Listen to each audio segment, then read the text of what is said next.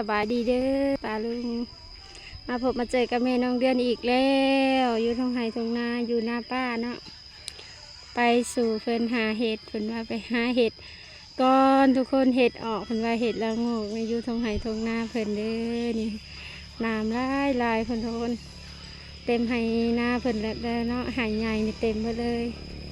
ไก่สีดำนั่นละนี่กาเพิ่นกระยาวแล้วทุกคนไปเบิ่งบรรยากาศทุ่งไห่ทุ่งนานำกันเด้อฝากเป็นกำลังใจให้แม่น้องเดือนแน่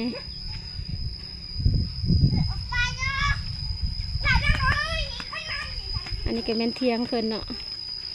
เด็กเพิ่นก็กำลังย่างมากกับมีนี่กำลังสิไปหาเห็ดทุกคนเพิ่นย่างมากกำลังสิไปหาเห็ดนี่ละสู่เพิ่นหาเห็ดนะเพิ่นว่าเห็ดออกแล้วแม่น้องเดือนยัง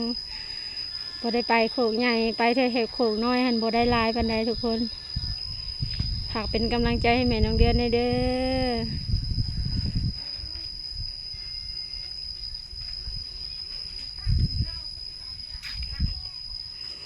ชิ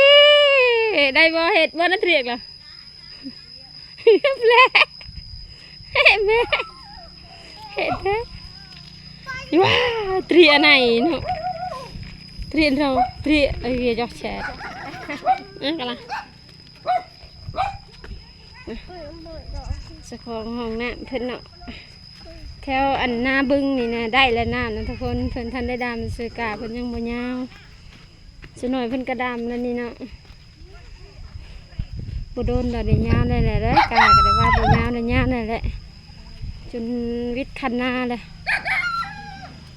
บนในกาเพิ่นก็งามทุกคนอีกบ่โดนเพิ่นได้ดำเลยก็ได้มาซอยเพิ่นแล้วแม่น้องเดือนนะกาเพิ่นงามทุกคน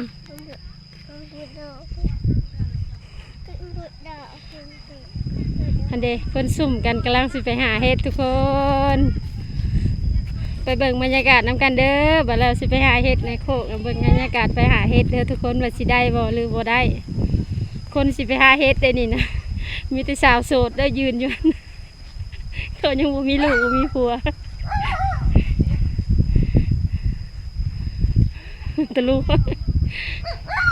ขี้อายนะคนบ่กล้าเข้ากล้องแม่น้องเดือนก็กลับกล้องบ่ได้กลับหน้ากลับหลังก็บ่ได้มีแต่ท้ายกล้องหลังฝากเป็นกำลังใจให้แม่น้องเดือนแน่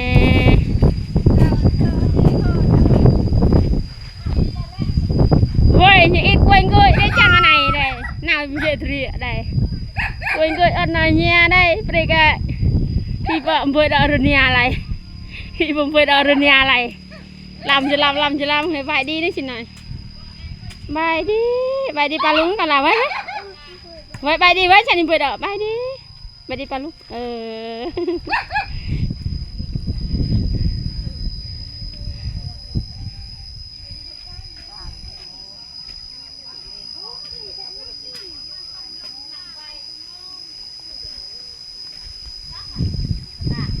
เทียงเพิ่นมี2หลังเนาะเทียงหลังน้อยในหลังใหญ่ตัวนี้เทียงหลังใหญ่ในประตูอยู่นี่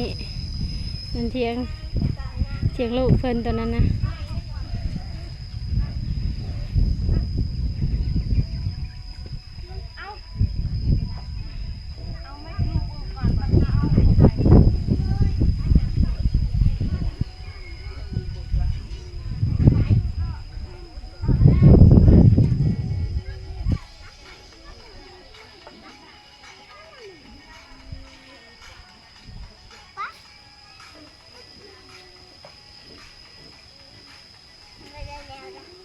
เพื่อนเนี่ยสงัดได้แต่ดอกนึงได้น้ำซอยได้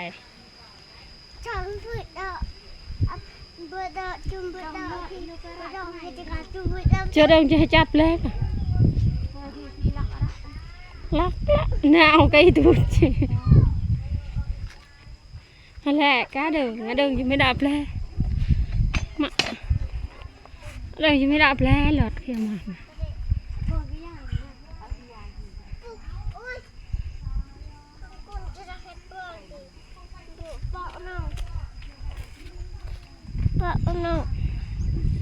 เพิ่นกำลังสิไปหาเห็ดทุกคน เป็นกำลังใจให้แม่น้องเดือนแน่เด้อ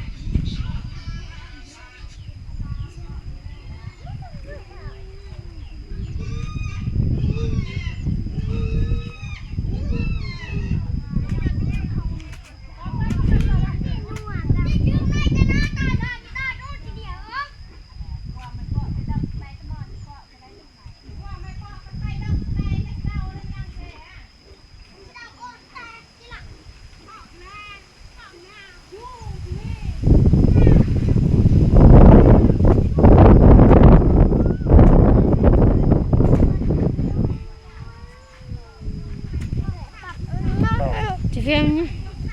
ถ่ายคลิปอันจบไว้แม่นอันตะบันอันนี้ปัญหากระวาดเนาะทุกคนเนี่ยสองให้สองตาเนี่ยงัวเด้อสิไก่สิกินกาเลยเด้อเวลาปลายแม่งัวไว้ไหมติดตะแกรงไงติดตะแกรงไม่พูดไหมมีจากาใช่โอ๊ยเราเฮ้ยสิกะติดไปเสียด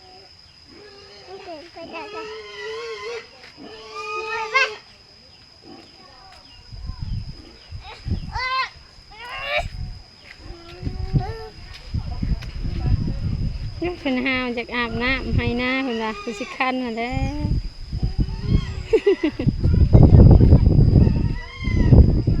จุ่มเพยได้กระลานชายได้ไปว่าจุ่มมัมนะตอนชายตอนชาย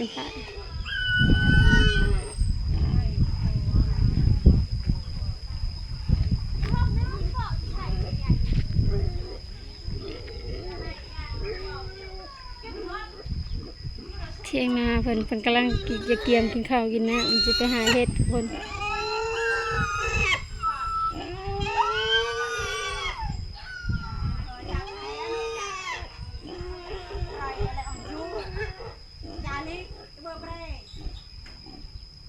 จาลิกนาวอ้อยไม่มาจาลีขายฮะ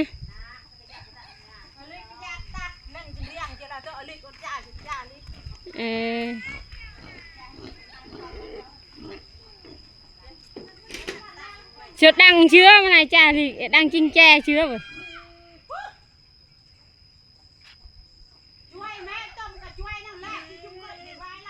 น้าก็เลยตัวเปะอันหยวงเลยการอันหยวง